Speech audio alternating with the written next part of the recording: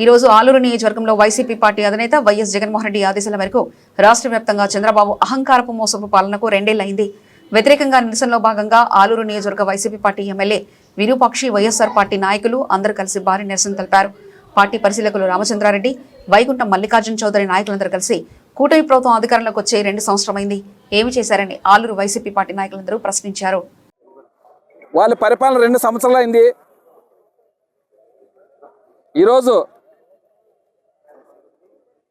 వెన్నుపోటుకు 2 సంవత్సరాలు చంద్రబాబు నాయుడు ఎందుకంటే ఆయన చెప్పిన వాగ్దానాన్ని మరిచిపోయి ఆల్రెడీ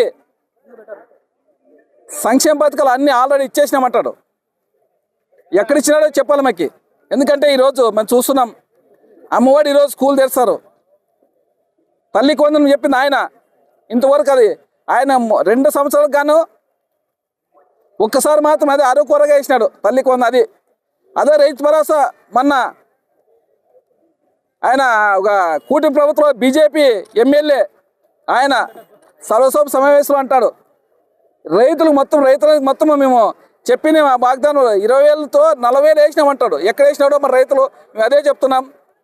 రైతుల అకౌంట్లో పడినా ఎక్కడ చేసినాడో ఆయన వచ్చి బహిరంగంగా చెప్పాలి. ఎందుకంటే ఆడో ఆఫీసులోనా ఏదో వాళ్ళు ప్రెస్ మీట్ పెట్టుకొని చెప్పేది కాదు, బహిరంగంగా రావాలి. గ్రామాల్లోకి వస్తే తెలుస్తుంది మీకు ఎక్కడ వేసినారు, ఏమి రైతులకి ఎన్ని డబ్బులు పడినాయని. అదేవిధంగా ఆడబిడ్డనిది దాన్ని మూడు బడ్జెట్లు చేసినారు. 3 బడ్జెట్లో ఒక్క నయా రూపాయి కానీ పైసా కానీ ఆడ బడ్జెట్లోన కేటాయించలేదు.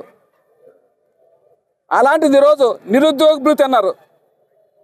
ఎక్కడైనా ఎవరికి ఇచ్చినారా? ఎక్కడైనా ఒక బడ్జెట్లో కేటాయించినారా? 1 రూపాయిని కేటాయించినారా? 20 లక్షల ఉద్యోగాలు అన్నారు. సంవత్సరానికి 5 లక్షల ఉద్యోగాలు అని చెప్పినారు లోకేష్ గారు.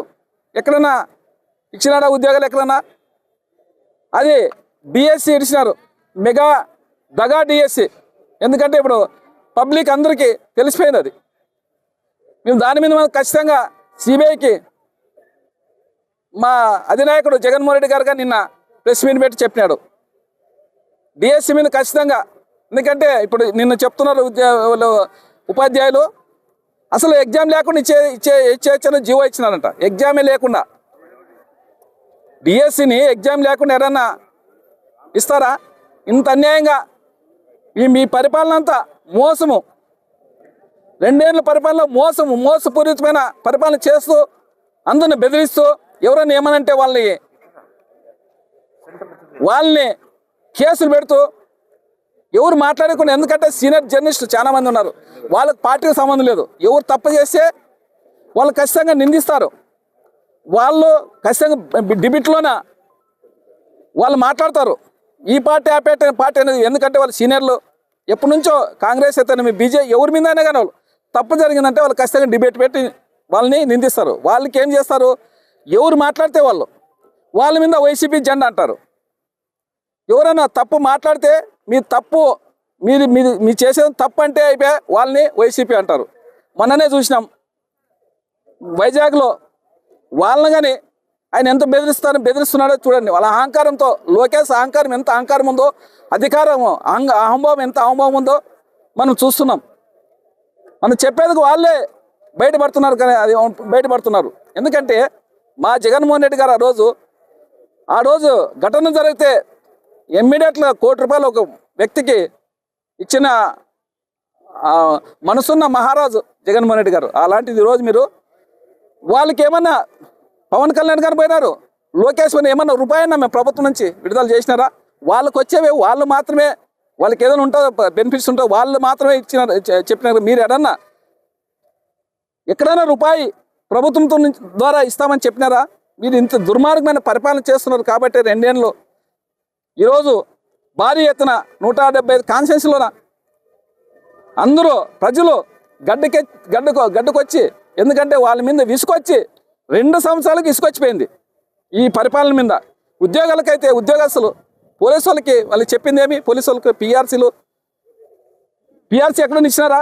వచ్చిందని మేము అధికారం ఇస్తామని చెప్పి టీచర్లకైతేనేమి, ఉద్యోగస్తులు పోలీసు వాళ్ళకైతేనేమి, అదేవిధంగా మరి అంగన్వాడీ టీచర్లకైతే ఎంత మోసం అంటే అంత మోసం. వాళ్ళకైతే పాపము అంగన్వాడీ టీచర్లకి వాళ్ళకి జీతాలు పెంచుతామని చెప్పినారు. అదేవిధంగా వాలంటరీ వ్యవస్థని ఎంత దుర్మార్గంగా ఈరోజు అణగదొక్కినారో తెలుస్తుంది మనకి. ఎందుకంటే వాలంటరీ వ్యవస్థ జగన్మోహన్ రెడ్డి గారు ఇంటి వదికే పరిపాలన చేసి వాళ్ళకి 5,000 ఇస్తుంటే నువ్వు 10,000 ఇస్తావు అనే దుర్మార్గంగా ఈరోజు ఒక్క రూపాయిని ఎవరికైనా ఇస్తావా?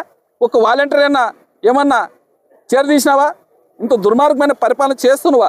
ఈరోజు వెన్నుపోటుకి 2 ఏళ్ళు అనే విధంగా ఈరోజు మేము కార్యక్రమంలో భారీ ఎత్తున మా కార్యకర్తలు అయితేనేమి, మా నాయకులు అయితేనేమి, అందరూ బయట ప్రజలు, రైతులు అయితేనేమి స్వచ్ఛందంగా ఈరోజు వస్తున్నారు. మొత్తం 175 కాన్స్టిట్యూన్సీలోన మీ పరిపాలన 2 ఏళ్ళకే ఎండగట్టే విధంగా ప్రజలు ఎందుకంటే విసిగిపోయినారు మీ పరిపాలన చూసి. అక్కా చెల్లెంలు అయితే ఎంత మోసపోయినాంరా దేవుడా అనే విధంగా వాపోతున్నారు. ఇదే డ్వాక్రా మహిళలకి 0 వడ్డీ అండి. ఆ 0 వడ్డీ ఇంతవరకు లేదు. ఏదన్నా ఏ పథకం అని ఇచ్చినారా మీరు? ఏదన్నా ఇచ్చినారా మీరు చెప్పిన వాగ్దానాలకి? ఏమనంటే మీకు నేలకు కోసం అంటాడు చంద్రబాబు నాయుడు. ఇంత దుర్మార్గమైన పరిపాలన మేము ఈ వారి నుంచి ఇంకా ఖచ్చితంగా మీ ప్రజల్లోకి వెళ్ళి మీ దుర్మార్గం ఏమేమి చేసినా, మీ అరాచకాలు ఏమేమి చేసినా, మీ మన రాక్షస పాలన ఎలా ఉందో ప్రజలకు ఖచ్చితంగా విన్నవించే విధంగా మేము ఖచ్చితంగా ఈ రోజు నుంచి 2 ఏళ్ళు అయిపోయింది మీది. ఈ రోజు నుంచి ప్రతిరోజు గ్రామాల్లోకి వెళ్ళి మీ దుర్మార్గమైన పరిపాలన గురించి చెప్తామనే విధంగా ఈ మీడియా ముఖంగా, ఈ మీడియా మిత్రులకి, ప్రింట్ మీడియా, ఎలక్ట్రిక్ మీడియా అందరికీ ప్రత్యేకంగా మా నాయకులు 6 మండల నాయకులకి అయితేనేమి, ఎంపీడీసీలు, జెడ్పీడీసీలు అయితేనేమి, సర్పంచ్లకు అయితేనేమి, అదేవిధంగా రాష్ట్ర కమిటీలకు అయితేనేమి, జిల్లా కమిటీలకు అయితేనేమి, అనుబంధ కమిటీలు, మొత్తం మండల కమిటీలు అందరికీ, కార్యకర్తలు అందరికీ ప్రత్యేకంగా ధన్యవాదాలు తెలుపుకుంటూ సెలవు తీసుకుంటున్నాం.